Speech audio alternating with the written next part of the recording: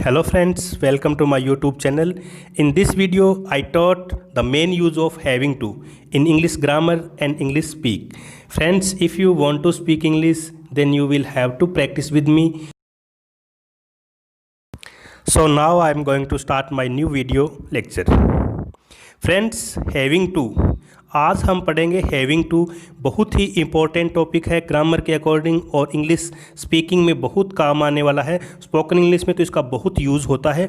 जिन Hindi sentence में देखिए आप कोई काम को करना पड़ रहा है या करना पड़ रहा था या करना पड़ रहा होगा, अगर इस तरह के सेंटेंसेस हमें इंग्लिश में कन्वर्ट करने हो तब हमें हैविंग टू का यूज़ करना पड़ेगा। बहुत ही सिंपल यूज़ है हैविंग टू और उसके बाद में हमने वर्ब की फर्स्ट फॉर्म लगा देनी है, means having two plus verb की फर्स्ट फॉर्म। तो चलते हैं फ्रेंड्स, यहाँ देखिए प्रेजेंट सेंटेंसेस देखेंगे हम। तो इसका फॉर्मूला मैंने यहाँ पे लिखा हुआ है। इसमें सबसे पहले हम यूज़ करेंगे सब्जेक्ट।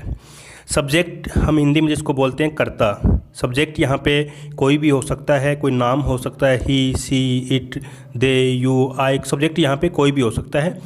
उसके बाद में हम हेल्पिंग वर्ब यूज़ करेंगे is, am, are. Is, am, are हम अकॉर्डिंग टू सब्जेक्ट यूज़ करते हैं। अगर सब्जेक्ट यहाँ पे ही, सी, इट या कोई सिंगुलर नेम है, means third person singular subject है, तब हम यहाँ पे इज़ यूज़ करेंगे। अगर सब्जेक्ट आई है तो हम एम यूज़ करेंगे। अगर सब्जेक्ट प्लूरल है तो हम आर यूज़ करेंगे। प्लूरल मतलब आई, यू, दे या कोई दो से ज़्यादा कोई नाम हो सकते हैं, तब हम आर यूज़ करेंगे। और उसके बाद में हमारा जो मेन कंटेंट है हैविंग टू यूज़ करेंगे। उसके बाद में वर्ब की फर्स्ट फॉर्म लगा देंगे। उसके बाद में कोई मटेरियल बचता है तो हम लास्ट में उसको ऐड कर देंगे। तो यहाँ पे मैंने एग्जांपल दिया हुआ है, आप देखिए। मुझे पढ़ना पड़ रहा है, मैंने आपको बताया था कोई काम करना पड़ रहा है। अगर इस तरह का कुछ आता है तो हम वहाँ हैविंग टू यूज़ करते हैं। यहाँ एग्जांपल मैंने दिया है, मुझे पढ़ना पड़ रहा है, तो सब्जेक्ट इसमें है मुझे, आई। तो आई के साथ हम हेल्पिंग वर्ब है वो एम यूज़ करेंगे, आई एम। अब उसके बाद में मैंने आपको बताया था कि अगर करना पड़ रहा है, इस तरह का कुछ आ रहा है, तो हम हैविंग टू यूज़ करेंगे। अब देखिए, आई एम हैविंग टू पढ़ना, study. I am having to study, मुझे पढ़ना पड़ रहा है, I am having to study. और एग्जांपल्स लेते हैं कुछ। यहाँ देखिए प्रेजेंट सेंटेंस, अफर्मेटिव सेंटेंस दिए हुए हैं जो बिल्कुल सकारात्मक वाक्य होते हैं। मुझे जाना पड़ रहा है, मुझे जाना पड़ रहा है, I am having to go. I am having to go, मुझे जाना पड़ रहा है। मुझे आना पड़ रहा है, I am having to come. I am having to come, अगर हमें ये कहना हो कि मुझे आना पड़ रहा है, आपकी ये बात सुनने के बाद में मुझे आना पड़ रहा है, तो आप इसको इंग्लिश में ऐसे बोलोगे, I am having to come. I am having to come, मुझे। अब यहाँ एग्जांपल ले रहे हैं हम कुछ प्लूरल सब्जेक्ट के। देखिए आप, तुम्हें उपवास रखना पड़ रहा है। तुम्हें उपवास रखना पड़ रहा है, उपवास होता है फास्ट। तो यहाँ सब्जेक्ट है तुम्हें, तो हम यहाँ यू यूज़ करेंगे। आपके या तुम्हें हो तो भी हम सब्जेक्ट यू यूज़ करते हैं। यू के साथ हेल्पिंग वर्ब हम आर यूज़ करेंगे। उसके बाद में हमारा जो मेन कंटेंट है हैविंग टू, उसको यूज़ करेंगे। तुम्हें उपवास रखना पड़ रहा है, you are having to fast. You are having to fast. तुम्हें रोना पड़ रहा है, तुम्हें रोना पड़ रहा है, you are having to weep. You are having to weep, तुम्हें रोना पड़ रहा। अब यहाँ पे हमारे पास सब्जेक्ट है, थर्ड पर्सन सिंगुलर सब्जेक्ट है। उसे पतंग उड़ानी पड़ रही है, उसे पतंग उड़ानी पड़ रही है, he is having to fly a kite. He is having to fly a kite. यहाँ उसे के लिए हम हिज यूज़ करेंगे, ही यूज़ करेंगे। और अगर subject third person singular subject है तो हम हेल्पिंग वर्ब में इज़, एम, आर में इज़ यूज़ करेंगे। He is having to fly a kite. उसे पार्टी में जाना पड़ रहा है, उसे पार्टी में जाना पड़ रहा है, she is having to go in a party. She is having to go in a party. यहाँ सी यूज़ किया है, हो सकता है हम लड़की को देख के बात कर रहे हों तो हम यहाँ पे ही की जगह सी यूज़ करेंगे। She is having to go in a party, उसे पार्टी में जाना पड़ रहा है। यहाँ भी सब्जेक्ट है वो थर्ड पर्सन सिंगुलर सब्जेक्ट है। मैंने यहाँ पे नेम के साथ एग्जांपल दिया है। नरेश को घर छोड़ना पड़ रहा है। Naresh is having to leave home. Naresh is having to leave home. Priya को सोना पड़ रहा है, या का लिखा हुआ है, सॉरी राइटिंग मिस्टेक है। प्रिया को सोना पड़ रहा है। Priya is having to sleep. Priya is having to sleep. तो फ्रेंड्स, यहाँ नेगेटिव सेंटेंस दिया हुआ है। जिन हिंदी वाक्यों में नहीं का प्रयोग होता है, इंग्लिश में नॉट का यूज़ किया जाता है, वो नेगेटिव सेंटेंसेज होते हैं। तो यहाँ देखिए, उसे काम नहीं करना पड़ रहा है। उसे काम नहीं करना पड़ रहा है। He is not having to work. देखिए यहाँ इज़ और हैविंग टू के बीच में नोट लगाया, मीन्स हेल्पिंग वर्ब के बाद में नोट लगेगा। He is not having to work. उसे काम नहीं करना पड़ रहा है। उन्हें खाना नहीं पड़ रहा है। उन्हें खाना नहीं पड़ रहा है। उन्हें यहाँ पे प्लूरल सब्जेक्ट है, तो उन्हें के लिए हम दे यूज़ करेंगे और दे के साथ हेल्पिंग वर्ब हम आर यूज़ करेंगे। They are not having to eat. They are not having to eat. उन्हें खाना नहीं पड़ रहा है। They are not having to ईट।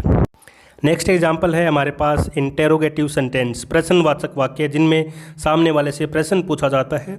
इसमें हम जो हेल्पिंग वर्ब है इज़, एम, आर, उनको सेंटेंस के स्टार्टिंग में यूज़ करेंगे और बाकी वही सेम फॉर्मूला रहेगा।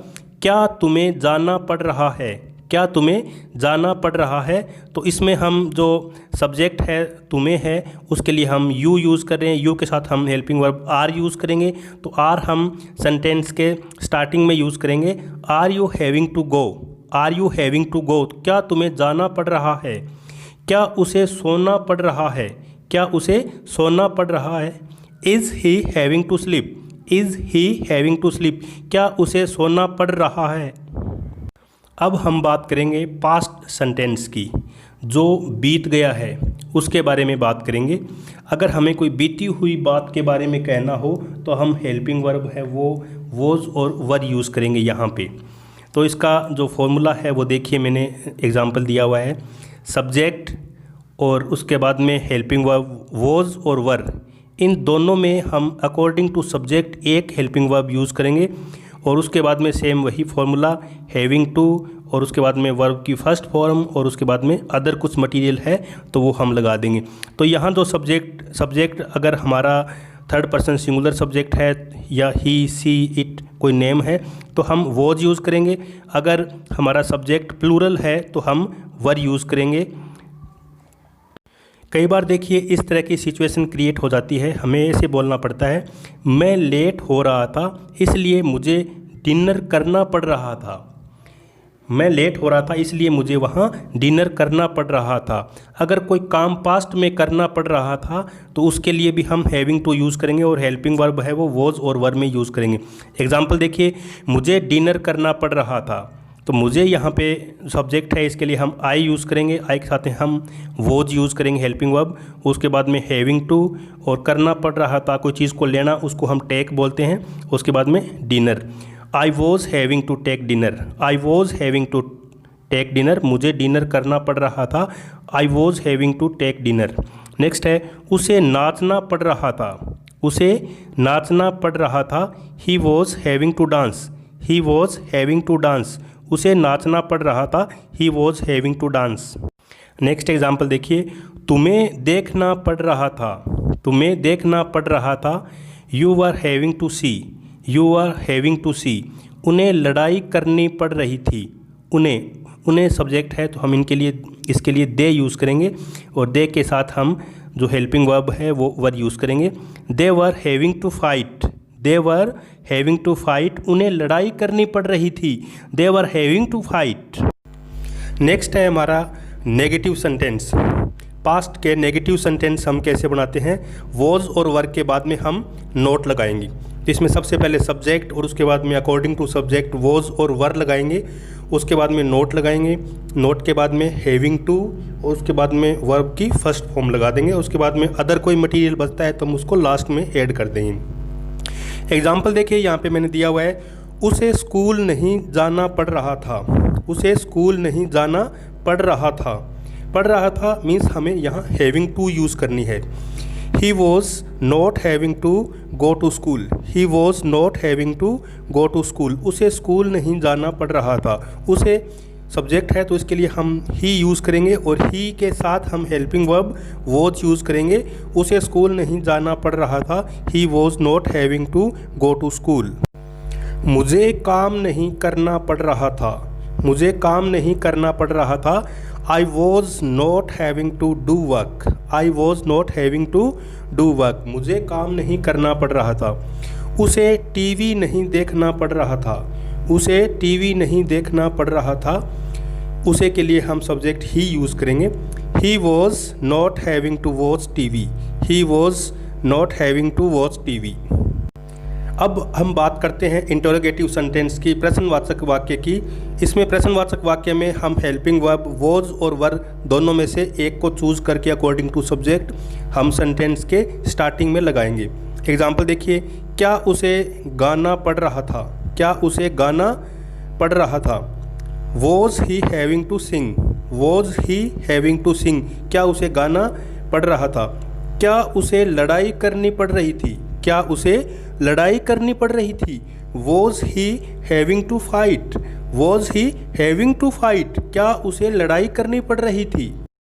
नेक्स्ट है हमारा फ्यूचर सेंटेंस, फ्यूचर भविष्य के सेंटेंस। कोई काम हमें भविष्य में करना होगा, उसके लिए हम यहाँ helping verb will be use करेंगे। तो इसका फॉर्मूला ये रहेगा, सबसे पहले सब्जेक्ट, उसके बाद में विल बी यूज़ करेंगे, विल बी। यहाँ देखो सब्जेक्ट चाहे कोई भी हो, I you they we he she it, कोई भी सब्जेक्ट हो, हम हेल्पिंग वर्ब विल बी ही यूज़ करेंगे, विल बी। उसके बाद में हमारा मेन जो कंटेंट है हैविंग टू, उसके बाद में वर्ब की फर्स्ट फॉर्म, और उसके बाद में जो सेंटेंस में बच गया वो बाकी लास्ट में लगा देंगे अदर में।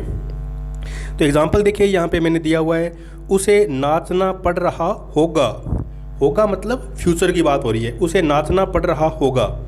इसके लिए हम इंग्लिश में कन्वर्ट करेंगे इसको, उसे के लिए सब्जेक्ट हम ही यूज़ करेंगे। He will be having to dance, he will be having to dance. अब यहाँ हैविंग टू का यूज़ आप अच्छे से समझ लीजिए, अब फिर कभी मिस्टेक नहीं करोगे। He will be having to dance.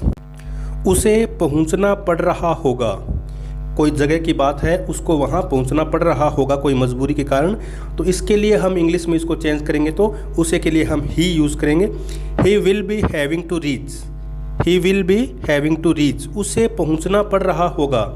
Naresh को कार चलानी पड़ रही होगी, नरेश को कार चलानी पड़ रही होगी। Naresh will be having to drive a car, Naresh will be having to drive a car. उसे चलना पड़ रहा होगा, उसे चलना पड़ रहा होगा। He will be having to walk, he will be having to walk, उसे चलना पड़ रहा होगा। नेक्स्ट है, उसे नहाना पड़ रहा होगा, उसे नहाना पड़ रहा होगा। He will be having to take bath, he will be having to take bath. अब हमारे पास एग्जाम्पल है, नेगेटिव सेंटेंस है, फ्यूचर के नेगेटिव सेंटेंस कैसे बनाते हैं। तो देखिए जो हेल्पिंग वर्ब है विल बी यूज़ करेंगे, लेकिन विल और बी के बीच में नोट लगाएंगे हम। यहाँ पे फॉर्मूला देखिए मैंने लिखा हुआ है, सबसे पहले हम सब्जेक्ट यूज़ करेंगे, उसके बाद में विल यूज़ करेंगे। यहाँ सब्जेक्ट चाहे कोई भी हो, हेल्पिंग वर्ब यहाँ हम विल ही यूज़ करेंगे। विल के बाद में नोट यूज़ करेंगे और नोट के बाद में बी, मीन्स विल और बी के बीच में नोट लगाएंगे, और उसके बाद में हमारा जो मेन है हैविंग टू, उसके बाद में वर्ब की फर्स्ट फॉर्म लगा देंगे। एग्जाम्पल देखिए, उसे आना नहीं पड़ रहा होगा, उसे आना नहीं पड़ रहा होगा। तो देखिए हम इसको इंग्लिश में कैसे कन्वर्ट करते हैं, he will not be having to come, he will not be having to come. उसे बोलना नहीं पड़ रहा होगा, उसे बोलना नहीं पड़ रहा होगा। He will not be having to speak, he will not be having to speak, उसे बोलना नहीं पड़ रहा होगा। नेक्स्ट है, उसे पढ़ाना नहीं पड़ रहा होगा, उसे पढ़ाना नहीं पड़ रहा होगा। He will not be having to teach, he will not be having to teach. अब है हमारे पास इंटरोगेटिव सेंटेंस, प्रश्नवाचक वाक्य फ्यूचर के। क्या उसे जाना पड़ रहा होगा, क्या उसे जाना पड़ रहा होगा। तो क्या स्टार्टिंग में आया है तो हम विल भी स्टार्टिंग में यूज़ करेंगे, लेकिन यहाँ देखिए आप सब्जेक्ट के आगे और पीछे विल बी यूज़ करना पड़ेगा। मीन्स हम इसको ऐसे कह सकते हैं कि विल और बी के बीच में हमें सब्जेक्ट यूज़ करना पड़ेगा। एग्जाम्पल देखिए, क्या उसे जाना पड़ रहा होगा। Will he be having to go, will he be having to go, क्या उसे जाना पड़ रहा होगा, क्या उसे पढ़ना पड़ रहा होगा, क्या उसे पढ़ना पड़ रहा होगा। Will he be having to read, will he be having to read. तो फ्रेंड्स आज हमने हैविंग टू, कोई काम को करना पड़ रहा है या पढ़ रहा था या पढ़ रहा होगा, अगर इस तरह का कुछ आता है तो वहाँ हम हैविंग टू यूज़ करते हैं। आई होप कि आपको अच्छे से समझ आया होगा। तो फ्रेंड्स अगर आपको वीडियो अच्छा लगा तो इसको लाइक और शेयर कीजिए और सब्सक्राइब भी कीजिए और अपने फ्रेंडशिप सर्किल में इसको शेयर कीजिए। तो फ्रेंड्स मिलते हैं इसी तरीके से कोई नेक्स्ट और कंटेंट लेके, तब तक के लिए अलविदा लेंगे। Thank you.